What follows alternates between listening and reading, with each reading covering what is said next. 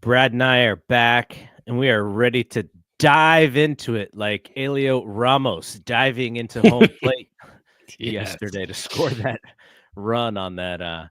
If you were Bruce Bochy, well, we're not Bruce Bochy, but if you were someone who was close to Bruce Bochy and you had the opportunity to ask him how he felt about how that game ended last night, I wonder what he would say. Ah, shucks. Well, they There's something like lost. that. They kind of, they didn't lose in similar fashion on Saturday, but it was kind of like, they get up by a couple runs, the Giants inch their way back, and then they tie it, and then they win. And you know, Elliot Ramos bounces the ball back to the pitcher. Thank you, Luke Jackson, firing it into right field. But the day before, Patrick Bailey hits like the what was the exit velocity on that bloop shot into right field to win the game? Not much more than the one from yesterday. I mean, it was just kind of off the end of the bat. He went with the pitch. Hey, Patrick Bailey hitting from the right side, not always the prettiest thing, but he went with the pitch and did what he could with it. So it was nice. It was nice to see. But yeah, it was funny because during that game yesterday, I was having it was fun. It was good conversation on Blue Sky with a couple other Giants fans who we follow each other, and we go back and forth about just Giants debates and talk and stuff. And it's always very friendly and nice. But one of them was saying it's time to bench Lamont Wade Jr. And I was like, I mean, the first at bat of the game, he comes up with the bases loaded and he hits a would-be grand slam about 5 feet foul.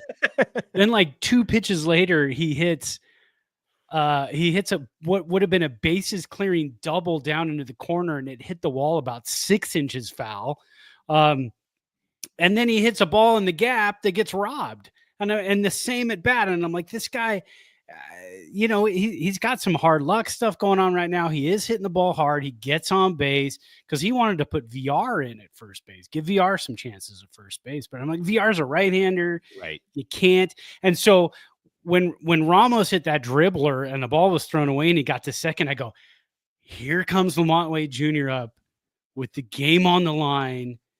Ramos at second base. He's going to get a chance. He's going to drive him in, and I'm going to be vindicated. But then Ramos just kept going and going, and the ball's thrown around. I go, well, I didn't get that chance to see Lamont Wade Jr. come up and be the hero, but I'll take it no matter what. It was just kind of a crazy ending to the game. Love it. I mean, never seen anything like that. So that was fun. And he kind of, I wouldn't say he was dogging it into second, but I don't think he realized like how poorly it was thrown into right field, because he's just kind of jogging into second. He's about to let up, and 2 people are screaming at him. One of them, obviously, Matt Williams, and I would have definitely been afraid of Matt Williams yelling at me to hurry up and to quit dogging it going to second. But if you look behind Matt Williams, it was Willie Adames. He was like the second, third base coach, just like yelling at him just to keep running. Yeah. Yeah, that was fantastic. I mean, it's just, it's one of those things when he got to second and was slowed down, and all of a sudden Kuiper goes, and he's going to third. And I thought, oh no, he's going to get nailed by like 3 feet. Luckily it's a tie game. Luckily that's not the game tying run. And when I saw how far away they were from the ball, I thought, oh, that's great. And then when the throw went to third and the third baseman had to come off of third base to come get the ball, and then poorly short hopped it and went underneath his glove, I thought, man, he better not get gunned at home plate now. Cause the emotions were like this, just roller coaster up and down. I'm like, please just score, man. At this point, you got to score, or else, Matt Williams was going to have you, out back behind Oracle Park taking his shots at you. He's gonna like pick him up like by his jersey, poor guy, neck of his jersey. Like, I was like, man, you better do this, so he's gonna get mad at you. All right, so before we actually get into the baseball stuff, we had the NFL draft this past weekend, and Rod and I did a podcast previewing and then recapping. I want to apologize because Rod was not at his house, and he was recording in another room, but I don't think people knew that we could overhear you if you're chit chatting. So there was a little bit of feedback into his mic of people chatting from where he was recording. But what did you think of your Rams draft? You guys got the linebacker that I think Rod and I wanted, Pooh Paul. Yeah, one of those things too. The Rams have they're not fantastic in the cornerback situation. So their first pick, they went defensive end, kind of tweener linebacker, defensive end. They like the fast guys coming off the edge from Michigan. And they didn't go with a corner. And I think there was a corner available. I want to say it was the next pick. The Arizona Cardinals ended up picking the guy. Mm-hmm. And I'm not a draft expert, so the names don't stick with me. I'm one of those people, huge Rams fan, but I will study I haven't gotten a chance to yet, but I will go through the list of all the players we picked, and I will watch like probably a good 30 minutes of YouTube highlights on each player, just so that when the preseason rolls around, I'm familiar with these guys and I know their game. But yeah, so that was the one thing. I saw one grade today, and they gave in the Athletic, they gave the Rams number 25 out of the 32 teams in the NFL? Mm-hmm. They gave them 25 out of 32, which I thought was kind of weak because the Rams did fill some holes. They added defense. Look, when you're playing in the NFC West, the Niners like to run the ball. Mm-hmm. And so you've got to stop the run. And the Rams were poor at stopping the run last year. They had a hard time stopping the run against Detroit in the first game of the season. They got better as the season went on, but depth was obviously an issue. It had a couple guys hurt later in the season. And then when they got to Philadelphia in the playoff game, and they're playing in the snow, Philadelphia, I mean, they had 2-3 gigantic runs against them. Granted, it's Saquon Barkley. He had a monstrous postseason, monstrous season. But you got to get better at stopping the run. So if they can stop the run, rush the quarterback, then you kind of you don't have to worry too much about your corners. Of course, the big rumor is that Jalen Ramsey is out there, and the Rams might want a little reunion with Jalen. Yeah, I've heard that he can a few different teams. Yeah, exactly. You can bring the young guys along, so you've got that situation. But I was happy with the draft. I think the Rams did a good job. They got a speedy running back, and I'm very happy about that. I love the speedy short bowling ball guys at running back, and so does McVay. He loves guys who could catch out of the backfield too, and that's one of them. So pretty happy with it. I'm excited. I'm not ready for football season yet. No. Watching the draft, you're always like, am I there yet? No, I'm not quite there because baseball just started. Yeah. I'm still in that mode, and this wanes towards like July, August, but I'm still in that mode. And we have MLB.TV where if there's not a Giants game on, I'll throw on another game. But around July or August, I'm like, okay, I'm just watching the Giants game. I'm outdoors too many other things going on. But right now I'm fully in baseball and, trying to fix my fantasy baseball team. Me too. Yeah. So just to kind of get the triumvirate, the Warriors play the Rockets before or after we record. And so Brian and I will be back Thursday. We'll also talk about some Valkyries opening of training camp. So the WNBA season is right around the corner too. So tons of stuff going on. But we have to come back to the Giants because the Giants are in first place in the NL West, and they have, I think it's like one of like the 3 best records in all of baseball right now. 28 games. Yeah, we know, but we can't like not talk about it. It's like, oh yeah, who cares? Who cares? Only 28 games? No way. We got to talk about it. That's a big deal. Yeah, it took them what 44 games last year to get this many wins. So yeah, we'll take it. We'll take it absolutely. So. The games, I mentioned this over the weekend. We were in a little text, and I was like, when they don't hit, they're kind of boring. Now, the starting pitching kept them in it. Like, Verlander loses on Friday, but it's one of his best starts of the season. They scored 0 runs. Like, poor Jung-Hoo Lee almost died, and almost got beaned and then Yeah, like struck out on it. that was Like, frightening. and then Saturday, they play some good baseball, but they're behind immediately in like all of these games, like first inning, second inning, up 2-0, they're down, and they just can't.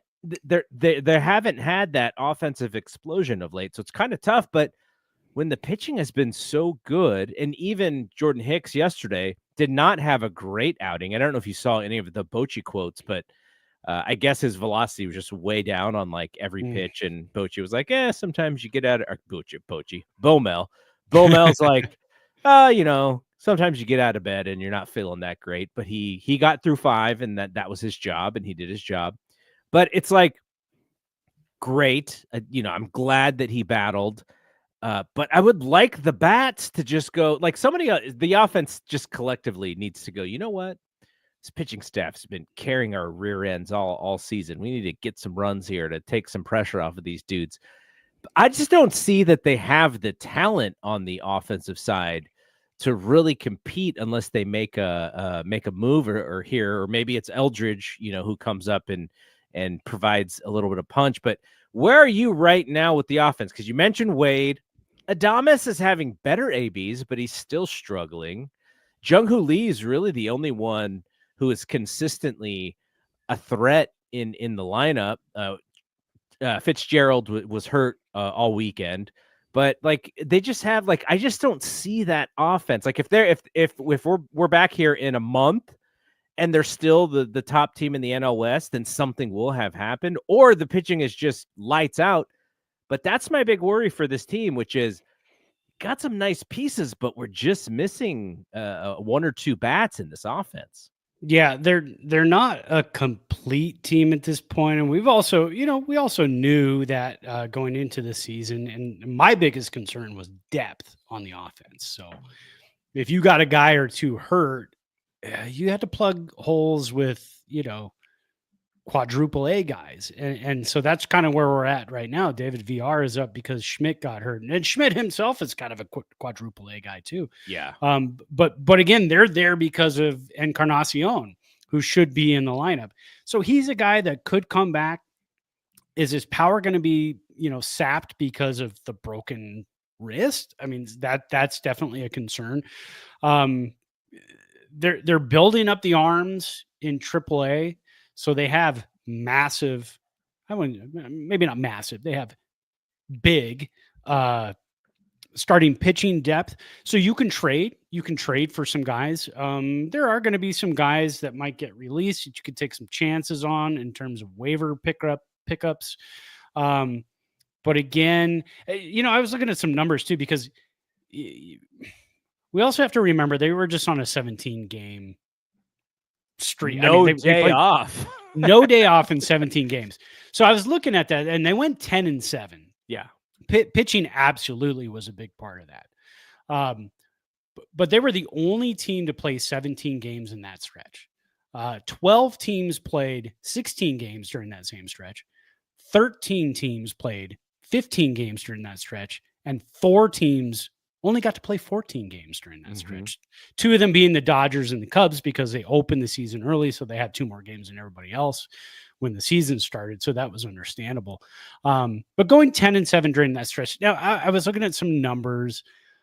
Offensively, their WRC plus during that 17-game stretch compared to everybody else was 16th in the bigs at 98. K percentage, they didn't get slow, draggy bats during that time. They were at 21.8%, which is 14th.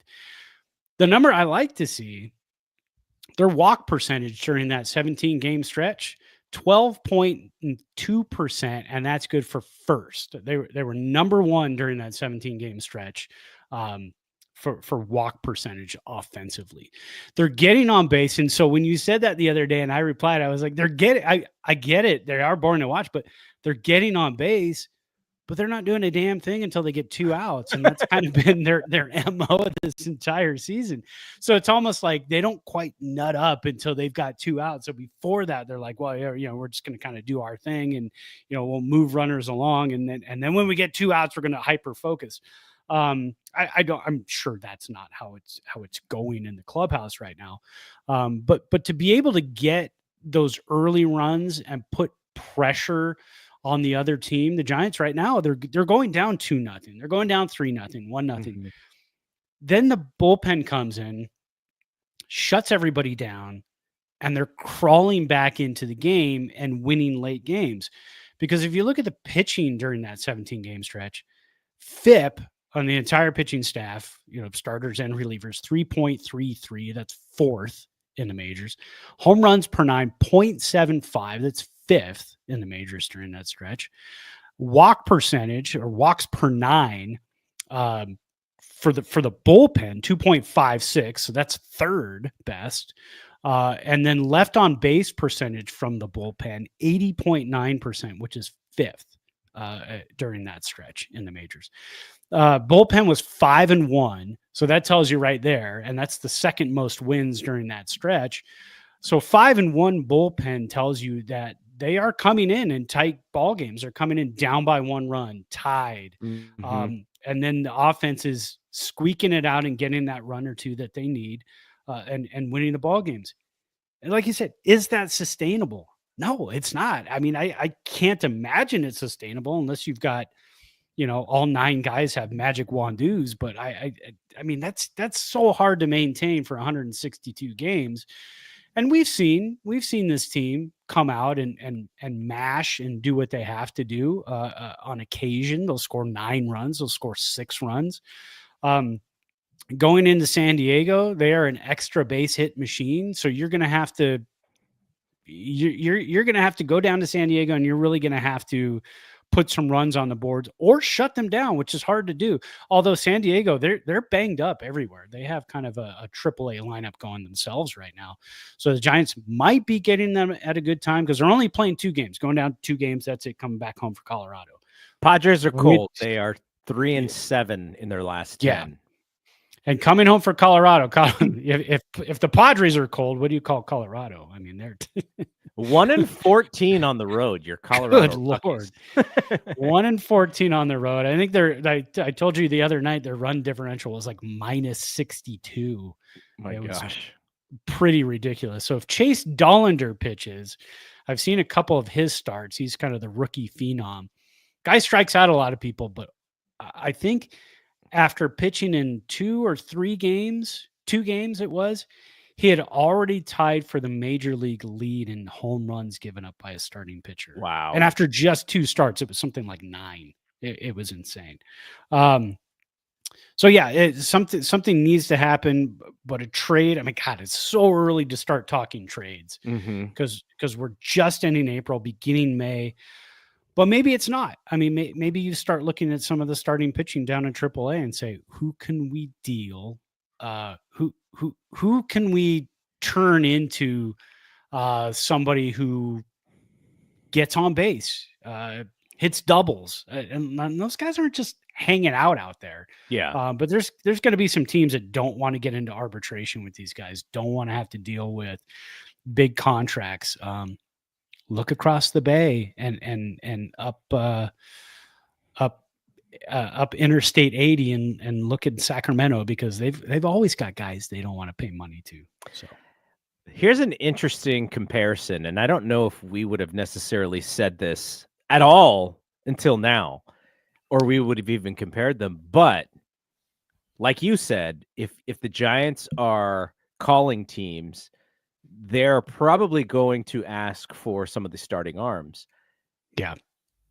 Who do you think is more available, Kyle Harrison or Hayden Birdsong?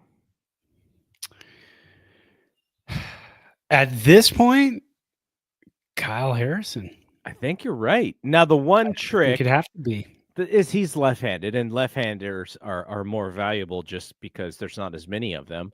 But Birdsong has been tremendous. He had the one start in Philadelphia where he got lit up a bit, but man, he's been tremendous. And I kind of look, he is kind of being used how we thought too. It's like, somebody in the rotation has maybe a 4 or 5 inning start, and then you pump him for 3, and then you get to the back end of your bullpen and you're good to go.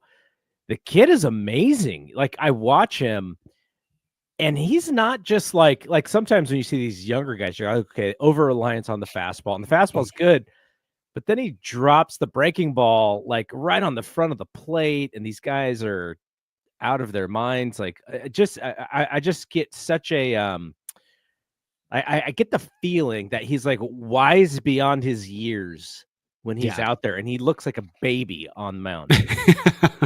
Maybe it's the blonde mustache. That's kind of the the thing that throws me off a little bit. But yeah, he's so fun to watch. And I know people are clamoring. They're like, and I said this a couple of weeks ago, if you are going to give up a starting pitching slot for Hayden Birdsong right now, and 2 weeks ago I said this too, right now it's got to be Jordan Hicks. I know Jordan Hicks signed with us in, anticipation that he was going to be a starter. That was the deal.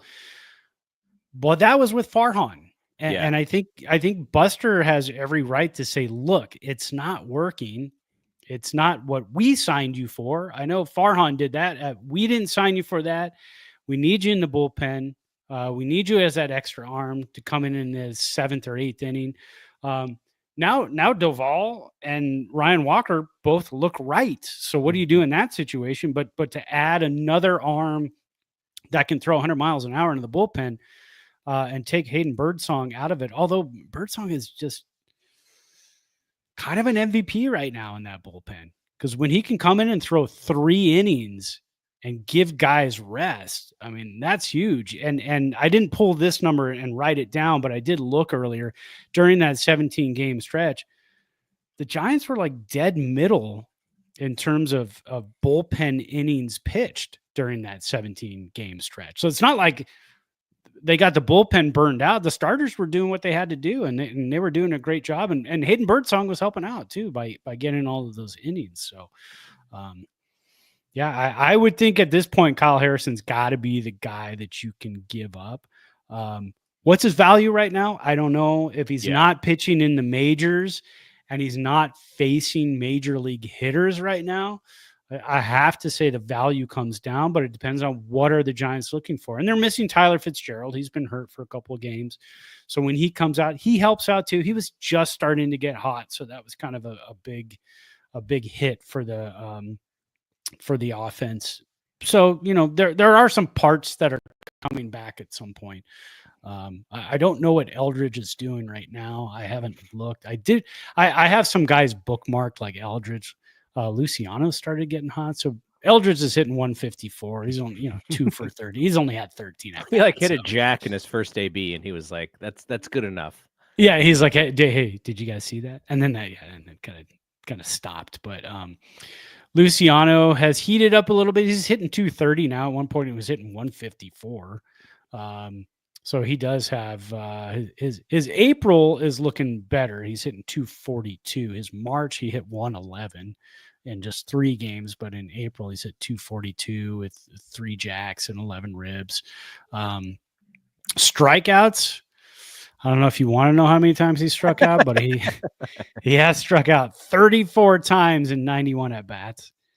That's I should have.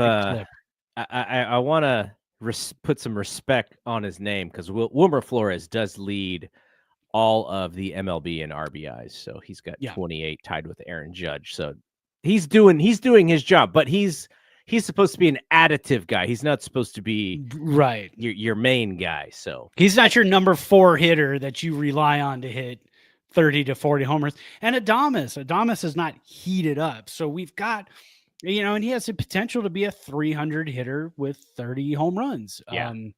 Those numbers probably down now because of Oracle and also because of the slow start. But once he starts hitting and hitting is contagious, and it's going to go up and down the line. So, I like the patience versus the quick trigger finger the last couple of seasons. I like the patience this year. I am all for leave a guy in. Lamont Wade Jr. is a horse. He's your guy. He's had a 120 and 121 OPS plus the last 2 seasons. Yeah, I know right now it's 34, but or 38, I think, but it's going to start rising because he is going to get hot. He's going to start putting balls in play. Um, and things are going to start falling his way. So I don't know. I'm not panicking. I'll just say I'm not in panic mode when it comes to the offense quite yet. So let's talk about this closer situation. Ryan Walker had a couple of rough outings. Mhm. Camilo came in and pitched some ninth innings. Tyler Rogers has been great in his role. Randy Rodriguez has been great in his role. We already mentioned Hayden. Spencer Bivens has been outside of walking, like he's had a couple of walks here and there, but he's been fantastic of late as Oh well. yeah. Who, like, if you had, let me ask you the question this way. Okay, it's the beginning of the ninth inning. You can choose from Ryan Walker, Camilo Duvall, Tyler Rogers, or Randy Rodriguez. Which pitcher makes you feel less anxious that he is on the mound to close out a game? Depends on the day. I mean, it honestly depends on the day. But I think right now I still feel best about Ryan Walker. I honestly do. Um, I still feel most nervous about Camilo because it for Camilo, it's batter to batter, honestly. I mean, Mhm. the other day he came in and he came in a closer situation. He went ball one, ball two. And I was like, and they weren't even close. And I was like, come on, man, you gotta don't throw out Camilo and have him start throwing and walking guys out there, because then he's going to get in his head and it's going to be kind of a mess. Um, I don't know about Randy Rodriguez. We haven't seen him in that closer role, and I'd Yeah, you don't like know if to he's see got that one. mentality. Exactly, and I wanna see that. I know Tyler Rogers does, so I'm not worried about him. Whenever he's out there, I feel good. Yeah, I mean, somebody's gotta run into one and hit a home run every now and then, but God, his numbers over the last, like, 5 or 6 years are only second, I think, to Emmanuel Clase, and I think everybody would take Clase on your team, The so you would definitely absolute take Rogers. opposite style of pitchers too. Yeah, yeah, exactly, totally, I and think Clase is blowing up lately. I don't know what his problem is, but the answer for me is probably still Walker. I yeah. feel less anxious with him on the mound. Some of it is also that it's almost like Doval is like a son, and I want to protect him from all of the bad media stories that come out on him whenever he throws a bad inning. Yeah. It's still Walker, but it's also partly because we haven't really seen that many Walker blowups. He still Yeah. has that equity, but again, if you're talking about sort of the big picture of are you a closer, are you not a closer? He has only been doing this for less than a full year. So Right. he's got to continue to do it, I think. And he's never done it in the playoffs. Camilo has pitched in the playoffs before. So that is also part of it. But I think it's an interesting thing and a kind of an interesting question to follow for the entire season because they do have arms. And like I said, Spencer Bivens is a great long man, but he also just gets people out in funky ways. And so you feel completely fine. Like if he's in the game and the Giants are down 2-0, you're like, cool. He's going to throw 2 innings and they'll still be in the ball game. He'll be fine. And then even Lou Trevino getting some work in. So they're utilizing the arms, and it's good because you don't want one singular arm to get completely burned out. If you have multiple arms who are just putting up zeros, and you only have one lefty in the whole bullpen, and he's not getting burnt out. Yeah. So things are good there, and that's maybe the part of the team I think I would say I'm most confident about, even more than the starting pitching, is just the bullpen. Yeah, I think the other thing too is, if you can get Ryan Walker through this, it just makes him tougher. If he can come out on the other end and no failure in that ninth inning situation, that's good. Because if you're just successful 100% of the time and you don't blow any saves, we don't know what you're like. The coaches don't know what it's like. You don't know what it's like when you hit a stretch like this. How is he going to come out of it? Well, now you can see if he does come out of it and he gets 12, 13 save chances in a row and gets them all and then blows one, you have that confidence to say, well, we've seen him come out of this before. It's one blown save, no big deal. So you do need to see that in your closers, I think. You can't just be complacent and say, well, I want a guy who's 100% perfect all the time, and if he blows it once, now we got to turn to somebody else. And there aren't many major league managers that are like that, unless you're Billy Martin, maybe. or yeah, it's like you could have someone like Brian Wilson who he's got to walk like two guys every time just to get loose and then strike out the next three guys. Like he creates he creates the closer role for himself. He creates the anxiety in the game for himself almost to get pumped up. Yeah, all absolutely. Right, let's look at this week's player of the week. That is a guy we were just talking about. Let's go Hayden Birdsong. I was looking at the offense. Obviously, we talked about the offense. I couldn't find anybody who really stood out. I'm not going to give it to Ramos because he got a little league home run to win the game. Now, if he would have jacked it out of the yard, looking at something a little bit different. But Hayden Birdsong has been that guy we talked about. 2 games this week, 6 innings pitched. So he goes out there each time. He's throwing 3 innings, 13.5 Ks per 9. So he's got 9 Ks in the 6th innings. Didn't give up a run. Anybody who got on base got stranded. So his left on base percentage was 100%. Did get a win in there because he came in, I think, in a tie ball game or down by 1. So I got to give it to Birdsong. We haven't given it to a pitcher all season long. But looking at him, like I said, I think he's the MVP of the bullpen right now. It's not anybody else in that bullpen. The bullpen is great. Don't get me wrong. The bullpen is fantastic. Anybody would take this bullpen. Any team would take this bullpen right now. But Hayden Birdsong is kind of the glue. He gets you. If Jordan Hicks is having trouble and can't get out of the 4th or 5th, you've got Birdsong to get you to the 8th inning. That's super valuable and a great commodity to have at this point of the season, this early in the season. So the Giants are in San Diego today, like you said, or tomorrow. Sorry, tomorrow. Tomorrow and Wednesday for a weird 2-gamer.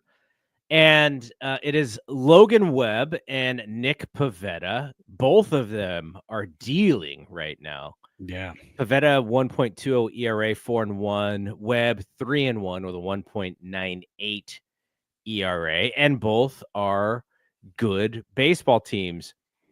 And the Giants, the one thing about the Giants that is, I don't know what it says. I'm not even sure how they're doing it, but they have the best road record in all of baseball right now at 10-6.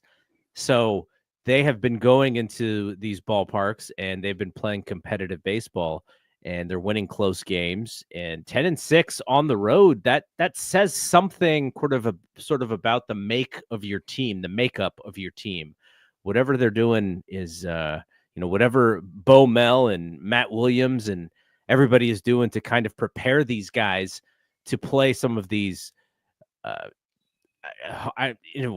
17 games without a day off. Like that's a mental mind screw, of like, oh my gosh, like we're playing, we're traveling, and we're playing, and we're traveling, and we're playing, and it just becomes repetition. So the preparation of this team is absolutely off the charts as well. What do you think? What do you think about like just the idea of being so good on the road? And they're not doing it because they're hitting all these, they're not torpedo batting their way into these wins. They're winning these really tough baseball games. Yeah, it builds character. It's good for later in the season. It's good, it's playoff baseball atmosphere when you can't make a mistake in a tie ball game late in the 8th or 9th inning. I think it's showing these guys how to win. Because God, you think of the opposite. If they had lost all of these close games, you're looking at a 10-19 team, right? So nobody wants to see that. So to get these tight ball game wins, It's huge, and I think it's going to go a long way. Is it good for my stomach? No. It's good for my psyche on a Friday night? No, it's not. I'm trying to relax. It's the end of the week. I want the Giants on a Friday night to score 8 runs in the first 2 innings. Do what they did at the very first game of the 17 game stretch. They went into New York and they scored, what was it, 9 runs in the first like 2 or 3 innings, and they won a rain shortened game 9-1. Do that more often on a Friday night. I like that. You know what's going to happen though?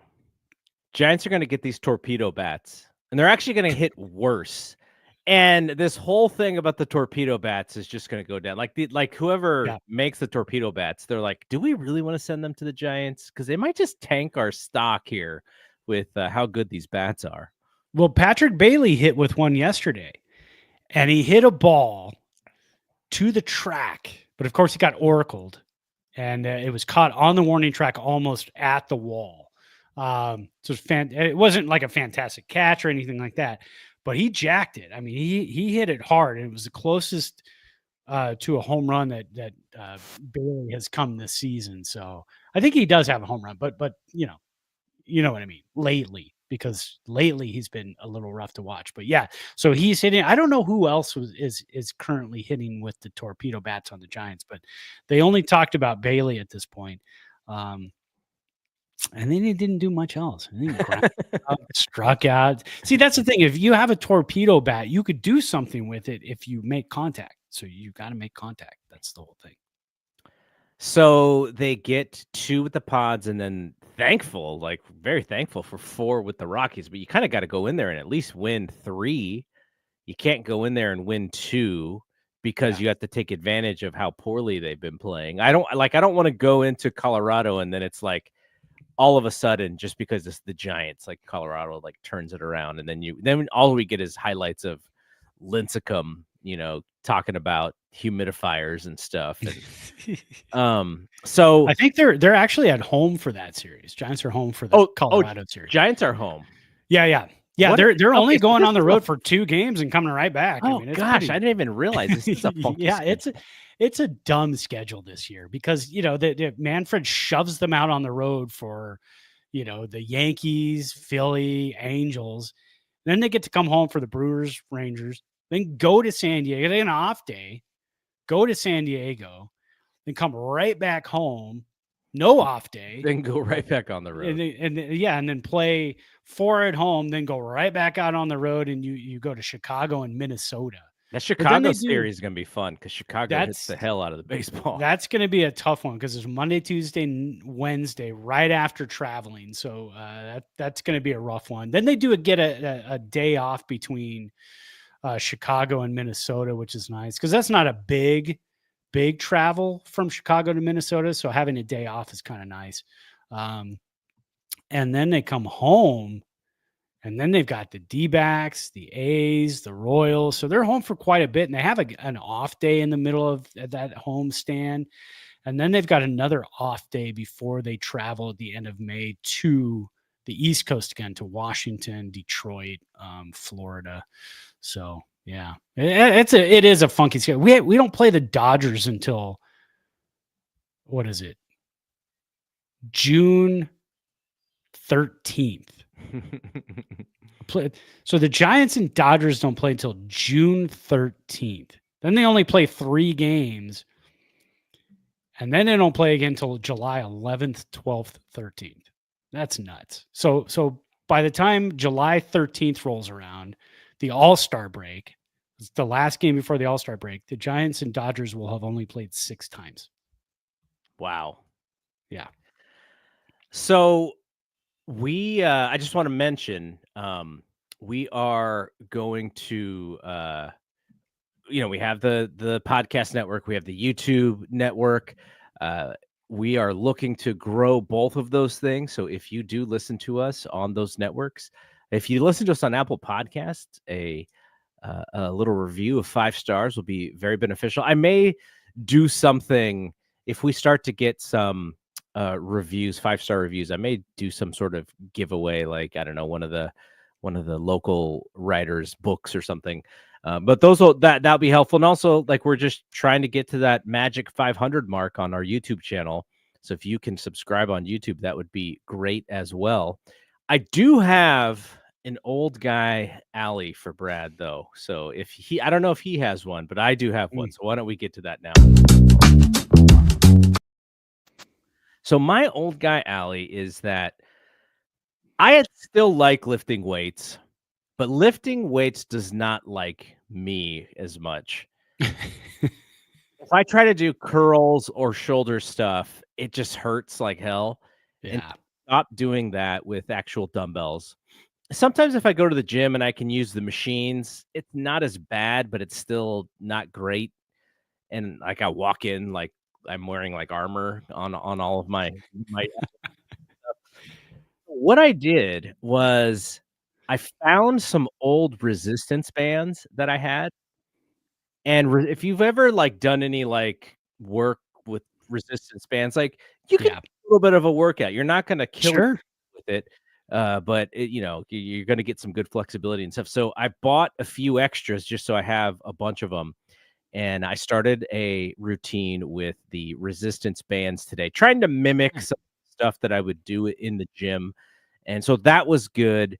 But at the same time, I was like, "Gosh, is this where it's at?" Like I'm now a resistance band weightlifter. I still the one thing is I will still kind of suck it up and do dumbbell bench presses just because it's the easiest way for me to get Yeah. like, all right, I feel good about lip. So Yeah. and my elbows don't hurt as much bench pressing as they were doing with some of the other exercises. But yeah, man, I'm at the resistance band part of my life.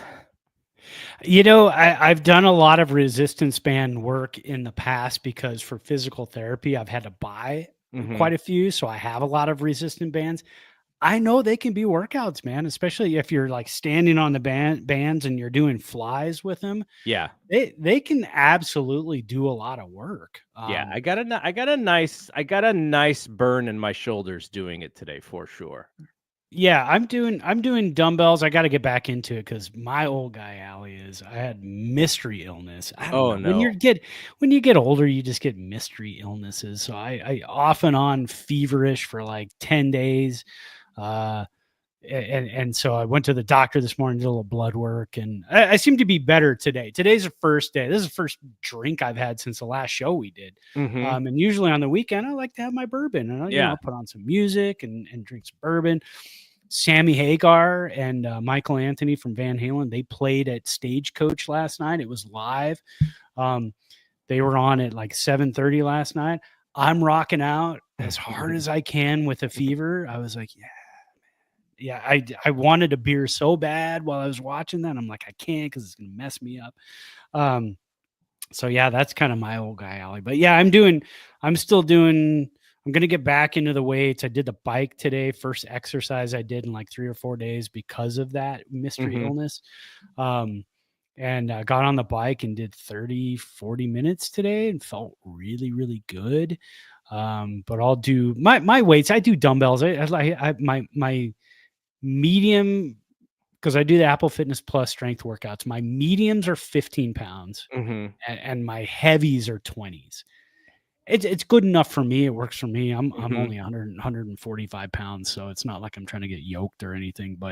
Um, but when I'm done with a 30-minute upper body Apple Fitness Plus workout, I feel really, really good and pound some protein down and it feels great. But yeah, I'm with you. I do like it. Like last night watching Sammy Hagar, I grabbed a couple of dumbbells and I was like, I'm going to do some hammer curls. So I started doing, single hammer curls on each side, just kind of isolate. And as I was doing it, I was like, is that a twinge in my left bicep? Is that a, Oh, I no. kind of feel my right shoulder feels weird, but I had, again, I was feverish. I wasn't feeling so great. So probably not the best idea. Denise banned me from working out this weekend. She said, "You have to rest." I said, "No, I know. I got Oh, man.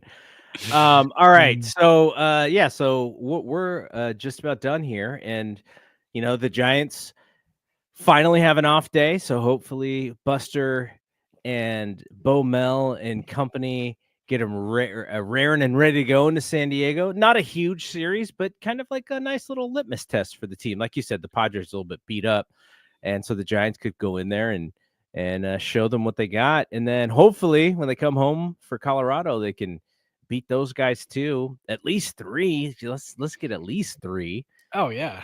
And then yeah, Chicago will be tough though. That is really like that's the one I want to see because I'm like, okay, how good are we? Let's see going into Chicago. Are we going into Chicago good? So hopefully they have a little bit of momentum. And like I mentioned, Brian and I will be back Thursday talking Warriors. The playoffs are ongoing.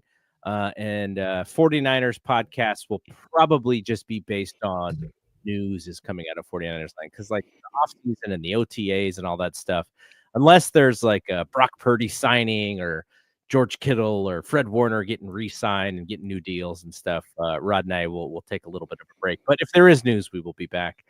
And Brad and I will be back next week on Monday. So for Brad, I am Double G. We will see you when we see you.